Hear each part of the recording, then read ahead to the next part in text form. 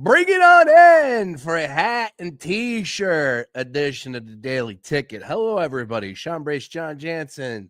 2 for the money and 2 who are sick right now as we speak. I think majority of the Delaware Valley knows someone that is dealing with something at this point in time. Something went around. It's god-awful, and it has struck down with serious vengeance for everyone. So it took me off of my feet for a good 4 days. I finally got back after it today, this morning, worked out a little bit, broke a sweat, but I'm not lying. I'm struggling right now. That was very tough. Hopefully it's going to pan out for me in a positive direction that from here on out, but still dealing with it. Jansen on the other end decided to go to yesterday's game. Even though he's still dealing with some sickness, he's down with the sickness. Hello, John. Hello. Hopefully my voice holds up. We'll see. Going to a Green Legion tailgate at 8 a.m. while sick was probably the worst idea I've ever had. Very bad idea. And then sticking around for that ass kicking. Yes. All right. Well, we got a lot to do here, as always. Fastest 45 minutes that you're ever going to get on these interwebs. And in Philadelphia, we got a lot to discuss, and it all starts with your Philadelphia Eagles. What a dominating performance yesterday. Can't say enough about, look, people want to sit here and downplay the Dallas Cowboys, and I'm not here to argue against that. But just look at what they've been able to do. One of the hotter teams in the NFL, I think, in my mind, are the Tampa Bay Buccaneers. Cowboys beat them last time out. Cowboys should have covered 5 straight games heading into that game against the Eagles. I didn't think the Eagles were going to struggle with them. I'd said all week that I like the Eagles to cover. I like the Eagles to turn it on in that fourth quarter, ride the sail or ride the back of Saquon Barkley, which he's continuing to do. I got some numbers from Jeff Kerr from CBS in the second half, more of Saquon Barkley. But, yesterday, 41-7, and the way it started, I know that there was a little panic in the streets. If it wasn't for that GJ pick 6, I don't know what the people would have been saying on the timeline. But bottom line is the Eagles hit the gas pedal. They were the better football team, and there was no shot that Dallas was coming in on that beautiful Sunday afternoon and winning that game. But the Eagles handled business 41-7, win the NFC East. I think it's crazy. Look, we haven't had somebody win the back-to-back in the division since the Eagles did it way back. I want to say 03-04, if I'm not mistaken. That was the last time. But just as far as this season has been concerned, man, it's been electric. It's been such a joy to watch this team ever since that Tampa Bay defeat. It feels like they were a new ball club. It got their attention. Oh, by the way, A.J. Brown and everybody got back healthy, which was a big deal. But this Eagles team currently sits at 13-3, and at this point in time are locked into the overall 2 seed heading into the NFL playoffs. That'll be starting in 2 weeks. Wild card matchup could be as follows. Could be the DC Commanders, could be the Tampa Bay Bucks, most likely will be the Green Bay Packers, to my knowledge. I know that there's a lot of things out there in the timeline. I was following a few things yesterday, including what Mark Henry Jr. had to say. He's been up on it, very detailed. So I believe it will be the Green Bay Packers who absolutely essed the bed yesterday in that Minnesota Vikings game. But, man, I'm feeling so good. Of course, John, the big story is Saquon Barkley going over the 2,000-yard mark. And I'm just happy that everything has been decided. So for my money, from my perspective, and hand in the air, I want to see Saquon Barkley break that record. It's not going to happen. He's going to rest. They're all going to rest. Every one of those starters that could possibly rest next week will and should rest because everything is locked up. There is nothing to play for. Good afternoon, John. I hate it. Break the record. Break the record. Like, how many times do you have a chance to do this? Like, how many times are you in this position where Saquon Barkley can do it? You got nothing to play for. You're there. Do it. It's a team game. It's a team game. I don't care. What do you mean nothing to play for? The record. Like an amazing record, an historic record. Break the record. So hang on. I'm going to stop you right there because, like, you are a calculated individual when it comes down to these sort of deals. So you mean to tell me that you're going – because I don't want Saquon Barkley back there with backups. So now we're not going to give guys rest even though we have nothing to play for, but I'm going to march my starters out there because I want Saquon Barkley to rush for 106 yards so we can break the record. Look, yes, you can do that in the first half. Rest him in the second half. And here's the other issue with that. And I would hope that Nick Sirianni has no choice. He has to rest him because this was on him and his decision to pull Saquon Barkley after he hit 2,000 yards, which evidently was the whole perspective heading into that game from what Lane Johnson said. Hey, the whole thought process, I think the quote that I got from Tim McManus from the ESPN said something along the lines of, I'm paraphrasing here, the goal was 2K. We got there. Now it's better to be safe than sorry. And I know he did say better safe than sorry. So there's already that going on inside the locker room. John, if you had the plan of attack to go out and break the record, you don't pull Saquon Barkley. You keep running him, even though he did have his highest total all season long yesterday, 31 carries, even though he did go 5 straight in that third quarter and he bounced the one for 20 to break 2K. No, you keep him in there. He had 2 more drives, and you very well could have been within 25. Hell, he might have got an extra 100 yards in that fourth quarter. Who knows? Yes, they are probably not going to start him. Yes, they probably had in mind 2K and that's it. But I don't like it. Again, you have a chance at something that is historic. And this is Eagles history. This is Saquon, his legacy. I mean, come on, man. Breaking the record would be amazing. I know I am usually calculated and I understand sitting him. Yeah. I understand not getting him injured. I You're understand that. But break the record. How many chances do you have at this? And it's only a running back, and it's only, I think, because of Saquon's past and his injury history that you're going to do this. If this was a quarterback for a passing record, Jalen Hurts would be out there throwing 400 yards.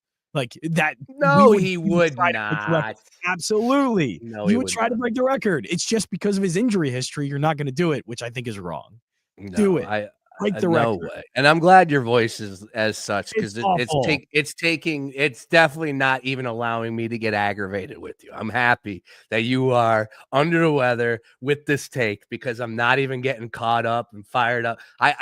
There is nothing to play for, zero. If there was a sliver of a possibility, that to me is something to play for. Dude, records get broken all the time. 17 games. They'll be playing 18 games. They'll be playing 18 games in another 2-3 seasons, right? Whenever that CBA is up, we're going to go to 18 games. I don't know. The CBA might be up a little bit later than that, 2030. I don't know. Anyways, they're going to bump it to 18 games. These things are going to continue to be broken. He's at 2,000 yards, man. There's more to play for at this point in time. And again, nothing to gain. If there was a little sliver to gain, whether you could get the overall 1 seed or the 2 seed was up for grabs, I'm not even questioning it. You play them, but there is nothing to play for. So therefore you just can't. And you got to look, you can't have him back there with a mismatch. You can't do that. Yeah. No, and look, let's put Saquon to the side. Let's get to a real conversation. How do you handle Jalen Hurts? Because if he's healthy, do you play him? Or are you comfortable and confident with the fact that this guy is now going to have off of 1, 2, maybe 3 weeks off heading into his first playoff game in the 2024-25 campaign? Are you comfortable and confident in Jalen Hurts for him to just flip the switch and be like, all right, or if he's ready to go, which I assume he will be, would you like to get him in there for a quarter, for a half? That's the bigger question for me. Yeah, I think that's a good question. It goes into the same ballpark for me where it's like, if I got a mismatch of a couple different offensive linemen and Saquon's not in there and I love Gainwell, I don't know if I play Jalen either. I don't. Let's put it that way. I don't. Yeah, I would not play Jalen because most likely he's not going to be cleared probably until midweek or later. So he won't have a lot of practice time, won't be on the field a lot. So I imagine that would be too risky. Jalen Hurts is not going to play at all. But I think that's a legitimate concern is he'd be out for 2 weeks. And also he's coming back from an injury and probably isn't practicing as much as he was. So yeah, that would be a bit of a concern. But still healthy, not practicing at all. No reason to risk it for him. Yeah, that's where I'm at. And look, Kenny Pickett and Tanner McKee can hold their own apparently. Excuse me? I know Kenny Pickett. I was shocked. Excuse me? He threw the ball down the field. He looked good. He looked good. Yeah, I was shocked. I was shocked. Me too. And it's not like I'm happy for Kenny Pickett, and who knows what's real and what's not, what came out of Pittsburgh and all that. But man, it really, and we've talked about this 100 times already, doing these players shows. And oh, by the way, there is one tonight, 6 p.m. at Chickies and Pizza Marlton. We'll get into who the guest is a little bit later, but get on out to Chickies and Pizza in Marlton for another Eagles Victory Monday celebration hosted by Dave Spadaro and Gerald Colton at 6 p.m. Chickies and Pizza in Marlton. The big thing for me, and we've talked about this a number of times, is that, when it comes down to Kenny Pickett, right, it's like I thought he was going to be good, and then he wasn't. Whatever it was, he couldn't play the position very well. He gets in there, and the players like him. I know it's – dude, let's be honest about who he's throwing the football to. Like, A.J. Brown's one of the best game. Devontae Smith's – Devontae is just raised his name. If you're speaking ill about Devontae, and I'm not talking about Eagles fans, but nationally, you would always hear some of these other, like Jordan Addison's better than Devontae Smith, or, lack of a better example out there. But I always heard people being critical of Devontae, and that is just so far off. That dude is about as good as it gets. I know he had the drop against DC, but that doesn't happen. Yeah, he's good. He's an absolute stud. A great number 2 receiver. Great number 2 receiver. Calcaterra played well yesterday. Hell of a grab. Offensive line just demolishing fools. Grant C is awesome. Grant C can start. Yeah. I mean, yes, you would like Dallas Goedert back, and you would like him healthy because I think he is the better player. But Grant C, he can play. He can start. So that's a great thing for the Eagles is now you kind of found a starting tight end out of nowhere in Grant Calcaterra. Tanner McKee or Kenny Pickett if it's called upon. Let's just be realistic about it. Who's the backup quarterback? Is there a conversation? Is it easier now that Kenny Pickett is dealing with rib injuries? How confident are you in with Tanner McKee? I'm confident. Tanner McKee came out there and threw like deep balls. He was going for it. Like that's probably that's not something a backup quarterback usually does. And a quarterback, you would think the caliber of Tanner McKee, like not pushing the ball downfield is really like one of the big things for backup quarterbacks. And Kenny Pickett was able to do it. Tanner McKee was able to do it. I thought Tanner McKee would be willing to push the ball down the field and did so excellently. But I'm more surprised that Kenny Pickett was able to do it. And he did it 3 times and they were all good passes. If that's the case, it's probably got to be Kenny Pickett for now. There's no reason not to. I thought the first game he looked bad. Maybe just coming in cold didn't help. Not a long week of practice with the starters. Probably all things that came into play in that game against Washington. But still, like that was usually what Kenny Pickett does. And Kenny Pickett flipped the switch. Don't know what it means. Don't know if he can continue to do it. But that was really impressive. So I'd probably keep Kenny Pickett as the backup for now. Well, we'll see what happens with those ribs. It didn't look like that was easier for me to say as I was comfortably on my couch, but Parsons hit him, and you could tell he was dealing with it all day. Apparently, he had fractured ribs throughout the course of the week, which is just crazy from the quarterback position. He's a warrior. Did you know he grew up an Eagles fan? What? Yeah. Where's he from? I thought you were making the joke because I saw that story. South Jersey. Yeah, South Jersey. I think is that South Jersey? Yeah, whatever. I don't know where he's from. I just know he grew up an Eagles fan, and of course, to beat the Cowboys, it's cool. It is cool. I'll give it. But as usual, everything just gets beaten to death, and you're like, all right, dude. 30 minutes before kickoff, and I've already heard it 7 times. I'm like, just kick the damn ball off already, please. Like, I could not stand it. Yeah, it's ridiculous. All right, let's keep it moving. Again, I guess now from the standpoint of getting everybody healthy, next week against the Giants, who cares? Then you roll into that next week matchup, wild card weekend, and you could have a rematch against Tampa Bay Bucks. You could have a rematch against Green Bay Packers, or it could be round 3 against the DC Commanders. Out of those 3 teams, rank them that you are most concerned about as far as a matchup standpoint between the Eagles and said team in the wild card. All 3 of them will be played at home. Rank them 1, 2, 3. Number 1, the team that has you most concerned. Number 1 would most likely be Green Bay. I still think that team is good. They have a quarterback that's still playing sort of well, and a defense that's been getting better. Now, Minnesota, I'm just really surprised about that. They've been able to kind of keep things together because it looked like Sam Darnold was not playing well for a stretch of games there, and he's been excellent. Like it's pretty wild what Minnesota is and has been throughout the season. But I think Green Bay would still be the toughest one for me, and then probably Washington, only because I'm shocked that this offense is kind of staying together a little bit, and most of it's just Jane Daniels figuring things out over and over again. I don't know if it's really the offense itself that Cliff Kingsbury's running, but it seems like Jane Daniels has taken a liking to the offense, and also that he is still playing like an extremely high level. So those would be probably the two I'd be concerned about. I say concerned, but like those are the two toughest for sure.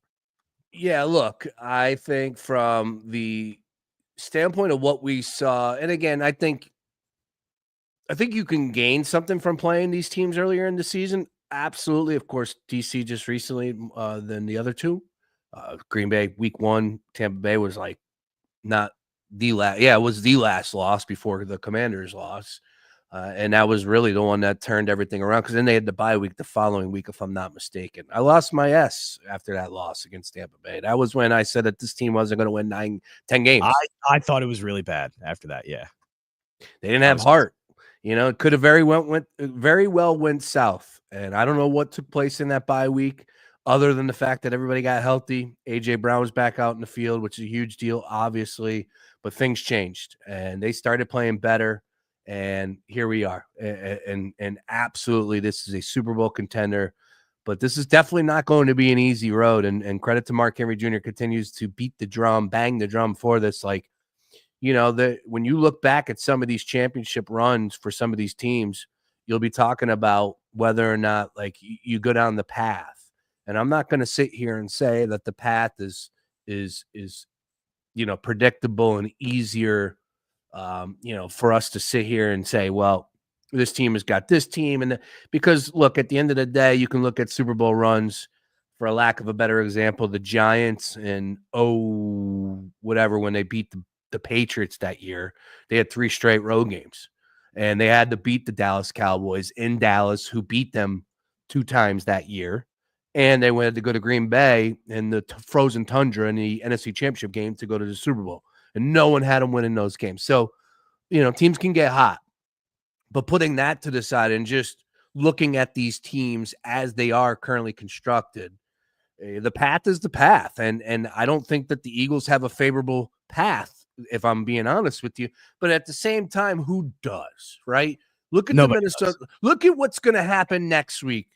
The loser of that game is going to drop to the 5 seed with 13 wins.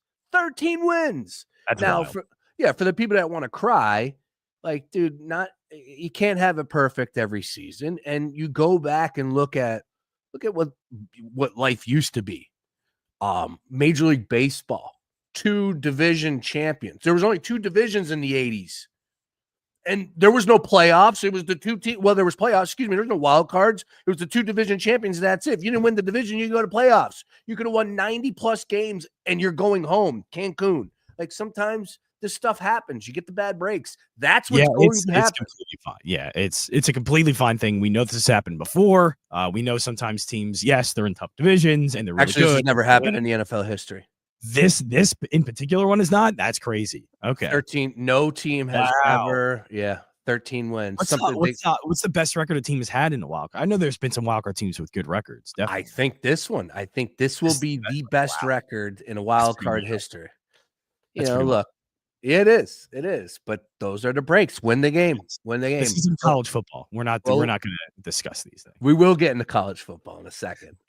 But yeah, look, for me, from the spreads perspective, I said that the Eagles will be favored by 3.5 over the Packers, 5.5 over the Bucks, 7.5 against the Commanders. Are we shortchanging the Commanders? Oh, I didn't think so. I still think the Eagles are a better team, and if Jalen plays that game, they probably win that game pretty easily. But yeah, I think Washington's maybe better than I thought they were going to be at this point in the season. Obviously started off hot, really good record, middle of the season, but I thought things were going to get difficult for Jaden Daniels and that offense. And yes, it got difficult for a couple of weeks, but he's been really good, and that offense has been really good. So I think we may be, and I might be shortchanging it, definitely. All right. Well, look, I think yesterday's game I watched in great detail last night, and that was a big time win. And I know we're going to talk about the league as a whole here. We'll get into that game in a second, but 30-24 went to overtime. They got a lot of buzz, but it's definitely a different ball game bringing that rookie quarterback up here to Philadelphia in the playoffs, man. It's a whole different animal coming up here playing in the playoff game. I think he likes the spotlight, likes the moments. He's a stud. He's a stud.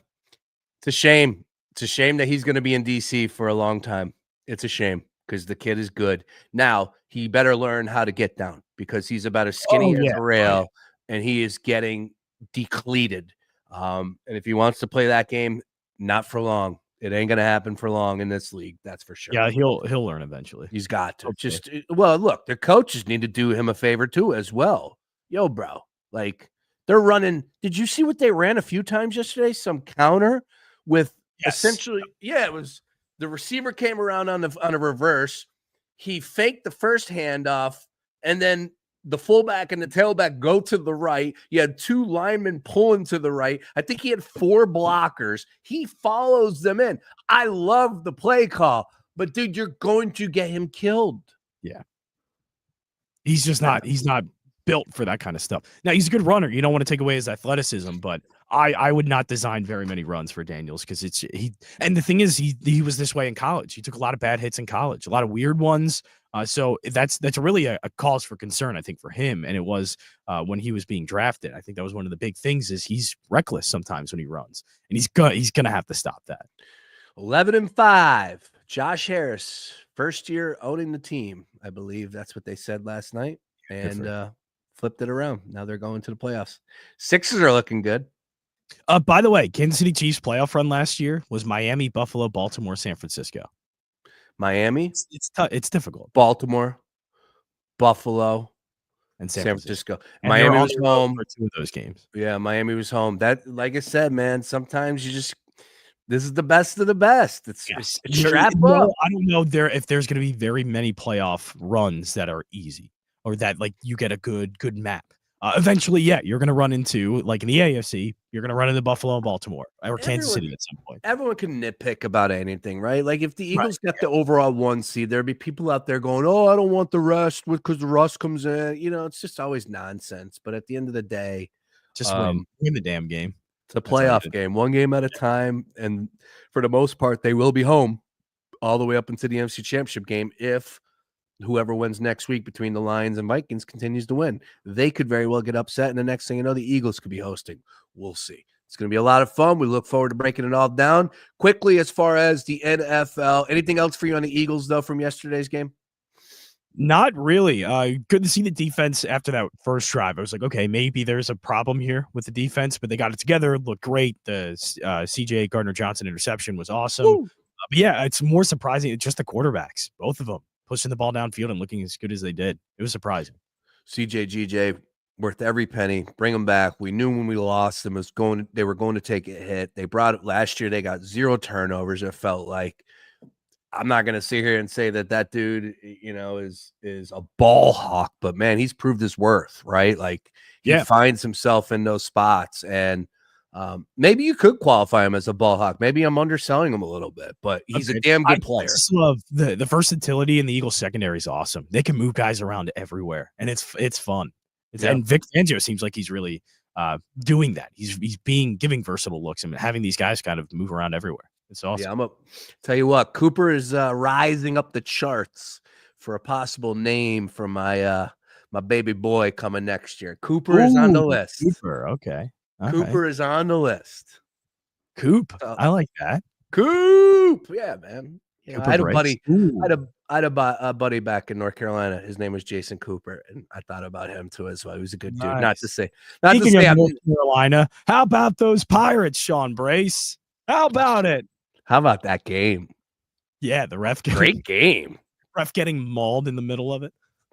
Ref gets mauled, and it was over. The dude swiped his towel from East Carolina to NC State. Yeah, something like that. The NC State player was like mad. Yeah. You knew they were going to throw punches anyways. Those two teams hate each other. Fan bases all across, and now they're hate each other. Oh, and yeah. now they're opening up the season. We might have to make a road trip next year.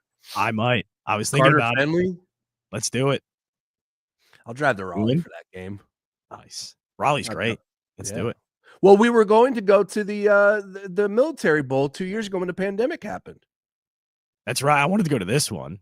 I mean, that was right in Annapolis, right there, and I missed it. I missed a great game. To tell you the truth, I didn't even think twice about it. I knew I had a lot going on, so I had no chance of going. But we were supposed to go, and then the pandemic canceled that game, which sucked. But I would kick it around. All right. So look, from the NFL yesterday, blowout city, crazy weekend. I hated the games on Saturday. This season is always weird. It's a wild one. Like Drew Lock had a great game, and like Tyrod Taylor even came in and like played somewhat decent for the Jets a little bit after Rodgers went out. Like all of it, it's weird, wild weird. Tyler Huntley played great. Yeah, ugly games on Saturday. Chiefs rolled the Steelers. Hate those games. Baltimore and Houston. Baltimore rolled them. Seattle and Chicago 6-3. I'll tell you what. You want to talk about a bad beat? If you were the Seattle Seahawk player or backer and you gave 4 and you hold the team to 3 points and you still lose, yet that team won. It was 6-3. Final score spread was 4 points. That's brutal. Ouch. Yeah, that is a tough beat. Chargers one of the ugliest games I've ever seen. There wasn't many good games. Denver and Cincinnati was a good one. Yes, that was a good one. The last 2 games, Monday night game and also Sunday night game, and also the Vikings and Packers were pretty good. Yeah, correct. That's about it. Well, you thought the Vikings and Packers was a good game? It was a blowout. I mean, Green Bay at least made it interesting by the end. Yeah, you're right. But I guess never really thought twice about that in the fourth quarter. I don't know. Yeah, it did turn into an okay game, but it was an ugly slanted game. That's for sure. All right. So look, bottom line is we roll in. I think the big thing for me from the week that was in the NFL, week 17, it's just who's starting to look like, you know what, man, maybe we're not paying attention to them. And I just don't know if the Tampa Bay Bucks fall into that category. They lumped up the Carolina Panthers. No surprise there, 48-14. But again, I know that they just lost to the Cowboys on the road on Monday night, but if you look before that, they won 4 straight. They've won 5 out of their last 6. They have great receivers. Baker just looks really comfortable back there. Dual running backs as far as that is concerned. Hell of a defense stopping the run. They were really impressive in my mind against the Cowboys on Monday night. I don't want to see them. That's the team that concerns me right now. And I'm not poo-pooing Green Bay. I'm not even poo-pooing DC. I just think like the Baker with that attitude could come into Philly and be like, it's a team that's like, I don't want to play. They're probably not the best, and the Eagles are better than them by like I think a pretty long shot. But it's just that Baker is playing well, and Mike Evans is still really good, and like it's pesky, and it's probably going to be like I think last year they played Detroit really well in the playoff game. It's just a team that's never going to go away because Baker is playing that well, and the offense is that good. Bowles was a hell of a defensive mind too. So yeah. We'll see. That I wouldn't worry about too much with Hurts because I keep hearing that or seeing that too. Is like, well, Todd Bowles like seems to have Hurts' number. I think in both instances, probably the Eagles weren't their best, and Hurts wasn't playing his best in those games. But I think the offense, the way it is now, will probably be just fine against Todd Bowles. All right. Let's keep it moving. Monday Night Football to tonight, Lions and the San Francisco 49ers. I'd be careful on this one because there's nothing to play for on both ways here. I think the Lions probably will sit everybody, but they're still 3.5-point favorites on the road here. For my money, of course, Dan Campbell with the Rockhead mentality, which I appreciate. I would say that they probably have the idea of going in there and winning this football game, but probably take the gas pedal or the foot off the gas in that second half. So I'd be really, really careful wagering on this game. Again, pay attention to who's playing, who's not playing before anything. But at this point in time, I probably lean towards the Niners plus the points at home in this one. Any thoughts on this game? And Lions defense is starting to become a huge problem now. All the injuries are sort of catching up to them, and it's just up to what is San Francisco going to be like. They've been pretty awful lately. And Brock Purdy hasn't been playing his best. He's been still good. Like, don't get me wrong. I don't want to just kind of pile on Brock Purdy because they're not winning. I still like playing somewhat well, but that offense and really that team has been struggling for the most part. So that I would have a hard time betting this game in general. Even laying or getting the points with San Francisco, I'd have a really tough time betting. Yeah, look, 49ers been eliminated. They've lost 5 out of their last 6. Terrible season for them. All the whispers. So I have no confidence in that. I don't know. I just think Dan Campbell's going to play this one smart and get everybody out of there if they do start. Again, you got to pay attention to this stuff. Jared Goff already threw 4,000 yards. There's nothing to play for here, so why risk it? It all comes down to next week. You can get the overall 1 seed and a division crown if you win next week's game. It has nothing to do with this week, so I give everybody the night off, relax, let some backups play, and I'm in hell. Sit Jahmyr Gibbs. You already have one running back out, so sit Jahmyr Gibbs. That has no fantasy football implication whatsoever for me at all. So there's no bias there. I'm out on fantasy. I'm so done on fantasy. I hate fantasy. Jahmyr Gibbs can't have 26 points. If he has 26 points, I lose. I don't even think he plays. Ooh, really? You're going to win a fantasy league? What? Yeah. That's all you need to know. So tell me this too, by the way. The person who runs the league keeps asking me for my payment. I'm like, I'm still in this. Why would I give you my money? Like I'm making a run. I'm in the championship game. Like, why would I give you my money just for you to give it to me back? I'm asking now? Yeah, he's been asking for like a few weeks. I'm like, I'm still in this. Like, I'm the number 1 team in the league. You should pay. I always pay when I'm eliminated. I will pay. No, that's bogus, Jansen. That's not bogus. That's not yes, bogus. It is. Why would I give money when I know I'm the number 1 seed? I'm 11-3. I'm gonna win. Why are you thumbs downing me? No, I'm right. Because when the commissioner asks for money, don't make him work. He's not a stripper. Like, just pay him. Come on, dude. But now it's the championship game, so now it's just it's kind of stupid now. Yeah, it would have been stupid then because I would be in the championship. No, it would not. Like, I knew I was going to make a run. I knew. I was ready. People just pay day one. Pay when you guys draft. If you guys aren't paid by draft, then you're not drafting. That's how I operate. Of course. Wow. And shout out to Nick Picone. Speaking of fantasy champions, come on. Picone has won it twice now, the Gambler League. Really? Yes. No way. Good for him. It's unbelievable. I didn't know. I wasn't familiar with Picone's game. Nice. I'm scared. I don't even want to look at what I got at this one. So I'd have bet 99. Let me just see. I would have lost anyways if I went to the championship, it looks like. Yeah. Nobody cares. So that makes me feel a little bit better. I made a mental error last week in my undefeated pursuit, which was just so banana land. But what are you going to do? My undefeated pursuit. Yeah, look, I was 14-0 and then it all went to hell. The wheels fell off. Josh Allen had his worst game all season. He finished with 16 points. Joe Mixon did nothing. Rico Dowdle had to fill in for Kamara. Cooper Kupp did terrible. Of course, you were asking for a Rico legacy game. Yep, and you can get it. Yeah, I had Keenan Allen on the bench. He went for 30, and I was supposed to make a defensive change, and I didn't. But the defensive change would have pushed me over. Keenan Allen would have been it would never have happened. But the defensive change, I picked up the Packers to make that change, and he didn't do it, and that would have won me. That would have won me that round and put me in the championship game. But it looks like I would have lost anyways. Oh well. All right, let's keep it moving here. College football, real quick. As far as what we got with the GBC, Jeff Parles on the top right now. Do you know that? Yeah, he texted me that I'm doing terrible. So doesn't surprise me. I saw. Yeah, then I looked at the standings and he's at the top. Jeff Parles on the top right now. Plenty to play for, including a bowl game going off 2:30 today. 2:30 Iowa, Missouri 2-point favorites. 40. Parles went to school, Missouri. I'm assuming he has Missouri in this one. I don't know. He's sometimes a curmudgeon about Missouri Tigers football. So, well, we'll see what happens on that one. I'm trying to pull it up real quick, just as far as the GBC presented by Colin Good for Compass Real Estate.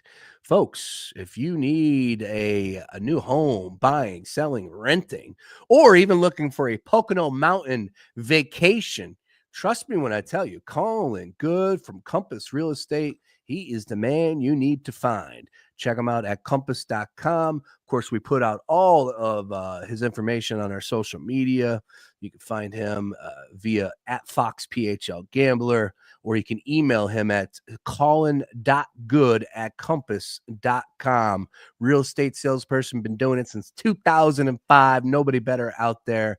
And of course, huge fan and great partnership over the years with us on the Gambler. Hopped up when he said, you know what, we need a little bit of a sponsorship here for our GBC. Colin said he was absolutely in, so we can't thank him enough. And once again, the GBC reads as follows. We are 31 games in. Still plenty of college football to be played. I am currently holding the 7th spot, 20-11.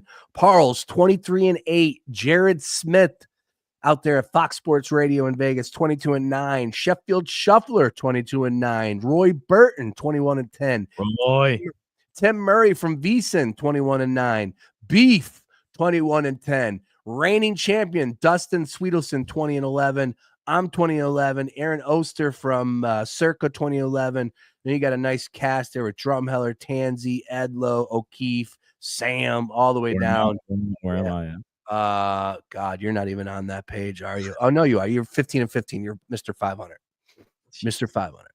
But Parles, 23-8 at this point in time. Could the belt be staying in Vegas? Wow, I didn't even think about that. Saving some shipping fees on that one. All right, great stuff there. Anything for you in the college football game tonight or today? Two-point spread, Missouri. I'll go Iowa. I don't know. All right, let's end on this 60 seconds. I don't know why people want to make a big deal other than the fact that it's kind of downtime, but Cam Ward not playing in the second half and of the Pop-Tart Bowl, and I got people treating it as if he's sitting out a natty, a national championship game. Like, everybody, what is going on? College football has changed so much in the last 2 seasons, specifically last year or this year, more than anything, with the realignment, the NIL, the portal. Like, Cam Ward, you can't look at college sports like you used to. Cam Ward was not correct me if I'm wrong, I don't think he was a first-round projected pick if he left and did not go to Miami. I don't think he was going first-round projected. He was definitely being talked about at Washington State, and he was on a lot of people's draft radar. I don't know if he would have been a first-round pick. Well, a lot of quarterbacks did go first round, so who knows? Right. I don't remember him being in that cluster of picks, but maybe they knew he was going back. I don't know. Regardless, he went to Miami, balled out, and now he's potentially going to be the number 1 overall pick, which, oh, by the way, I think he will be. I digress. Ooh, okay. Yep. That's my hot take. I don't know how hot it is, but apparently it's hot enough that it's getting a reaction in the Gambler Gang chat. I don't know. I look at Shador and I look at Cam. If I have to make a decision between those two, I like Shador. I'm not in love with either of these guys, but to me, Cam has more of a quarterback style that I like. I think Shador is a little bit more shifty, but Cam isn't like a stiff back there. I would take Cam Ward. I'm pretty sure that hand in the air, I would take Cam Ward if I was in the need for a quarterback. But putting that to the side, people losing their mind over him not playing in the second half of the Pop-Tart Bowl. What the hell is going on with people? As the Pop-Tart was resurrected. Incredible theatrics. The Pop-Tart Bowl. And we're losing our mind. Theatrics. It was great. Yeah, I don't know if I have that big of a deal with it. It's just it was weird, definitely. Like, why would you play just the first half? And this seems like it was a plan all along, from what I've been hearing.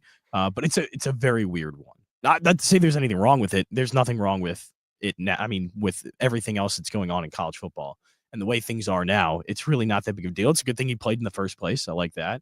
But it was just an odd situation. But it seems like that's what Miami was planning all along. So it seems like everybody was in on it, not just him. He's the best quarterback they've had in years. He had a great season. He played the first half. Oh, well, he got the record, which that tells me was probably all they needed, and that was it. So whatever.